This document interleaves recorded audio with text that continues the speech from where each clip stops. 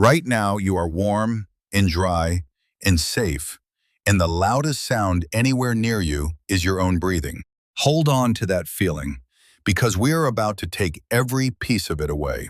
We are going to drop you into a narrow, flooded ditch in northern France, just over 100 years ago. They pull a heavy wool uniform over your shoulders, buckle webbing across your chest, and drop a cold steel helmet onto your head. They hand you a rifle, point at a wall of mud, and tell you that this ditch is now your entire world.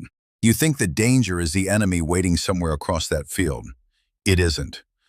The thing most likely to kill you here will be fired from 3 miles away by a man who will never once see your face. For the next 24 hours, you have to survive, and almost nothing about how brave you are is going to matter.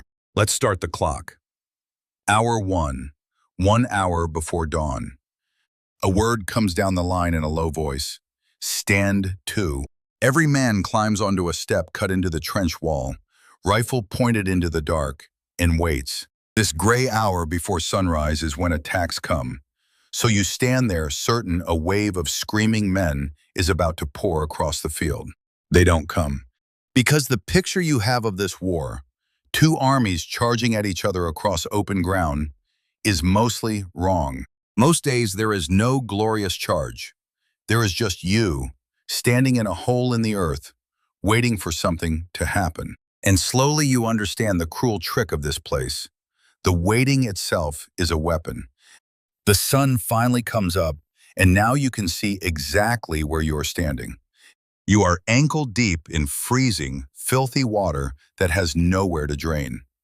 The walls are raw mud, barely held back by sandbags and a few thin wooden boards beneath your boots.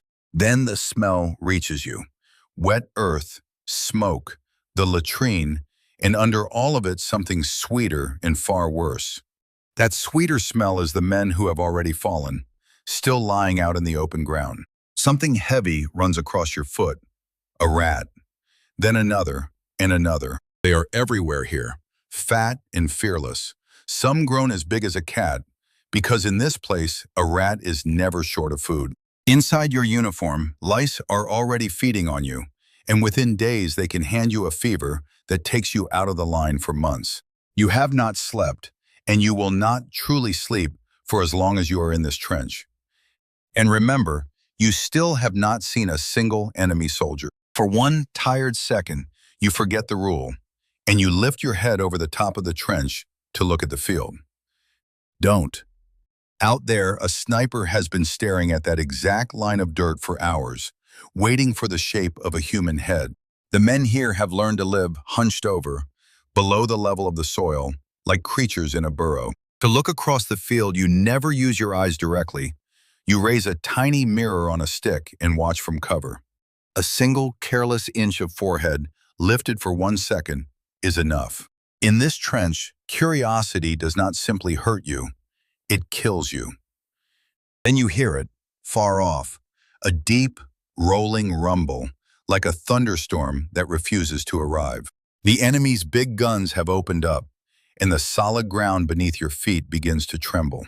This is the sound that lives in the nightmares of every man in every trench, the artillery barrage. Of every 10 men killed in this entire war, almost 6 are killed by these guns. Not in brave, face-to-face fights, not by an enemy they can see, by metal screaming down out of the sky. You throw yourself into the bottom of the trench and try to make your body as small as it will go. And this is the true horror of it. There is absolutely nothing you can do.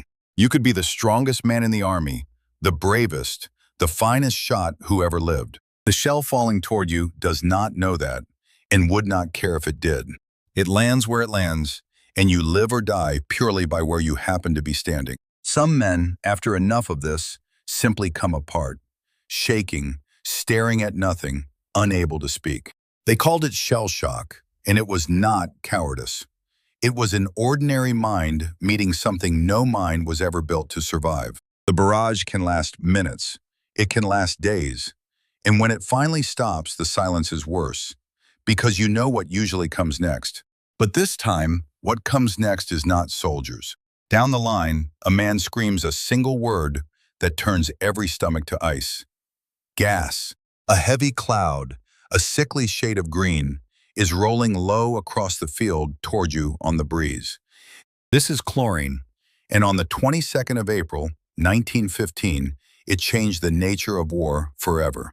In a single afternoon, the enemy released 168 tons of it and watched it pour into the lungs of men who had no idea what it was. It scorches your eyes and your throat and fills your lungs with fluid until you are drowning while standing upright in open air. You claw for your gas mask.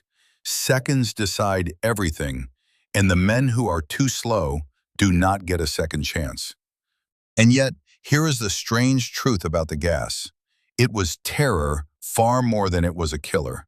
For all the horror it caused, poison gas killed only a small fraction of the men who died in this war. Its real weapon was your own mind, the panic, the not knowing, the rubber mask you could never fully trust. You lived through the cloud, but some part of you always knew the gas was not the thing that would finish you. Hour 12. The light drains out of the sky, and the trench quietly comes alive. Night is when the real work is done, because darkness is the only cover you have. They send you up and over the parapet, flat on your belly, out into the strip of ground between the two armies. They call it no man's land. It belongs to no one, and it swallows almost everyone. Your task is to crawl out to the tangles of barbed wire and repair them, close enough to hear the enemy breathing. Without warning, a flare bursts overhead, and the whole field turns blinding white, and you freeze, because anything that moves now dies now. Scattered around you in the dark are other working parties, raiders carrying clubs and knives, and the still shapes of men who never crawled back. Somehow you finish, and somehow you crawl back and slide down into the trench, hands shaking, heart slamming against your ribs. And all of this, the mud, the rats, the gas, the shelling, the wire in the dark, all of it is the easy part. This is the part of the war the old stories quietly leave out. Because far behind the lines, a general has drawn a single arrow across a map. And just before dawn, the order finally reaches your trench. At first light, you are going over the top. The guns go quiet. Officers walk the line, watching the second hands of their watches, and a whistle rises toward a mouth.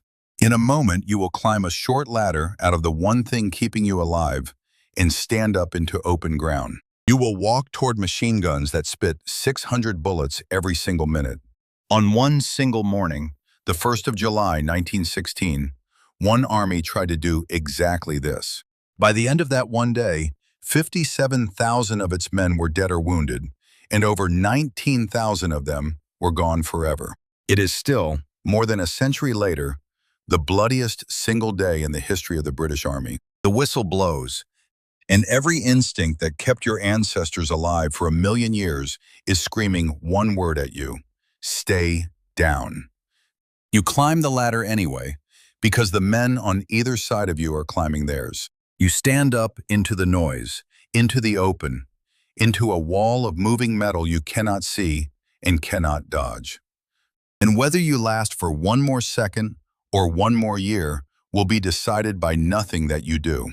Not by your strength, not by your courage, not by your skill, only by where, in all that storm of falling metal, the next piece happens to land. So, could you survive 24 hours in a World War I trench? Honestly, it was never truly yours to decide. And that is the hard lesson buried in this mud, deeper than any other. For every age of history before this one, the world belonged to the strong, the fast, the brave, and the clever. The trench was the first place on Earth where none of those things could save you. A shell does not care how brave you are, and a machine gun cuts down the hero and the coward in the very same breath. Of every 10 men who died in this war, almost 6 were killed by a weapon they never even saw. This was the war that quietly killed a comforting old idea, that if you were simply good enough, you would always make it home. In the prehistoric ocean, at least being clever still bought you a chance. Here it buys you nothing at all. Around 9 million soldiers never came home from this war. They were not weaker than the men who lived. They were not less brave. They were only standing somewhere else when the metal came down. So hold on to that warm, quiet, safe moment you began with. The one with nothing louder than your own breath. Every name carved into every one of those endless white stones once had exactly that, and gave it up, which is why not one of them should ever be forgotten.